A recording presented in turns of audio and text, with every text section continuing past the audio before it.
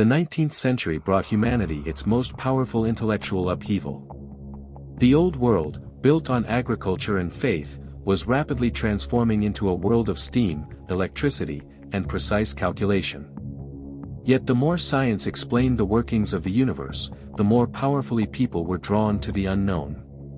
This was an era in which Charles Darwin and Arthur Conan Doyle, a fervent champion of spiritualism, coexisted within the same cultural space. Medicine on the edge of the knife. At the beginning of the Victorian era, medicine was a dubious business. Surgeons were valued not for precision but for speed. The best physician could amputate a leg in 30 seconds, before the patient died of shock, because there was no proper anesthesia. The era of anesthesia and antiseptics, everything changed with the discovery of ether and chloroform. Doctors could now perform lengthy operations. But a new problem emerged. Patients survived surgery only to die of hospital fever. Joseph Lister, building on the work of Louis Pasteur, was the first to realize that doctors needed to wash their hands and instruments with carbolic acid. His colleagues initially laughed at him, insisting that a gentleman could not possibly spread infection, but the survival statistics silenced even the most stubborn skeptics.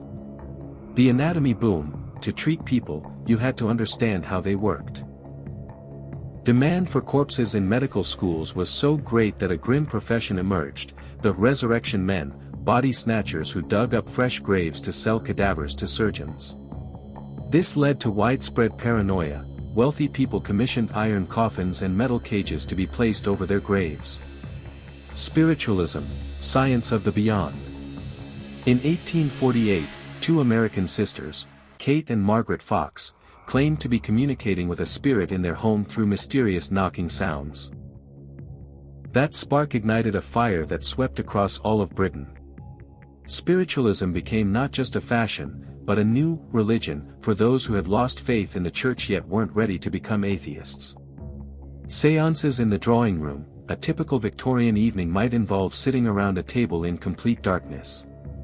Mediums, often young women, would fall into a trance, produce ectoplasm, which on closer inspection turned out to be gauze or egg white, and demonstrate the levitation of tables. Why did people believe? The age was saturated with invisible forces. If a telegraph could transmit messages thousands of miles through wires, and radio waves could travel through the air, why couldn't there exist an ether, through which one might contact the world of the dead? Even great scientists, such as William Crookes, the discoverer of thallium, spent years studying mediums, attempting to find a scientific explanation for ghosts.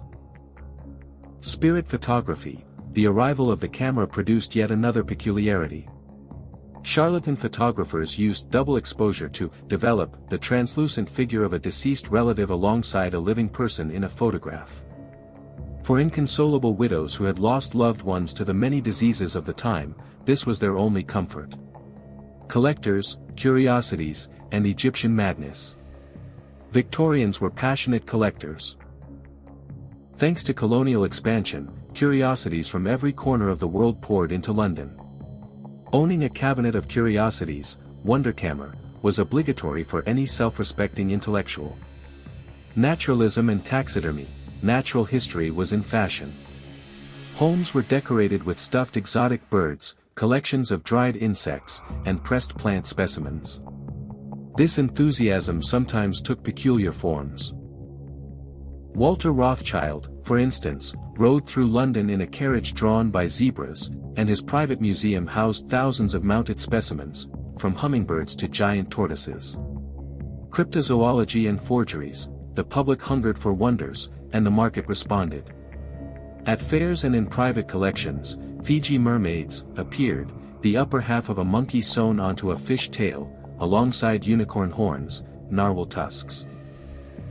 Victorians loved the boundary between scientific fact and fantastic fiction. Egyptomania, following the decipherment of hieroglyphics and British expansion into Egypt, a kind of collective madness took hold.